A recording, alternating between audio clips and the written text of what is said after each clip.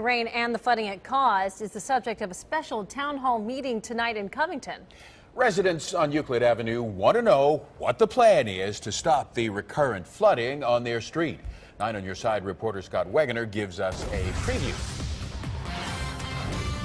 Last week, a nightmare returned to Euclid Avenue in Covington. An overnight storm submerged the street. Garages flooded, and dozens of homes had raw human waste explode into basements as the sewer system was overwhelmed. Everything got ruined. Officials called it a 50 to 100-year storm, but lifelong resident Dan Satchley says the same thing happened in 2010 and many times before that. This is my 12th flood. We recorded questions from the residents of Euclid Avenue to pose to the officials who have jurisdiction in this neighborhood. We're trying to find answers to this recurring calamity. Covington City Commissioners weren't available before tonight's town hall meeting, but we caught up with David Rager, the executive director of the Sanitation District Number 1, with your questions.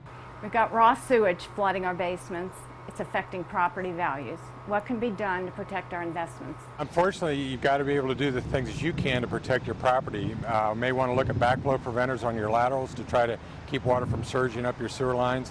Look to see whether or not your downspouts are connected to your sanitary line in your home, because the rain coming off your roofs will flood your property and cause sewer backups. Those are things you can do. In 2010, we had 8 to 10 inches of water in the basement with 4 inches of rain.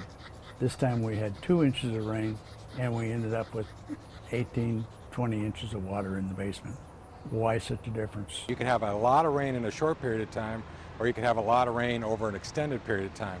And those rainfalls that occur in a short period of time cause us the biggest problems. And that's actually what we had happen on Monday night, July the 1st, and again on July the 6th. And finally, a question of our own. Is this meeting just to pacify residents who are victims of recurrent flooding, or is SD1 prepared to do something to solve the problem? Well, we can't solve the problems alone. We can identify what the issues are, but unless there's funding comes forward, we cannot solve the problems alone. Scott Wegener, 9 on Your Side, Euclid Avenue in Covington.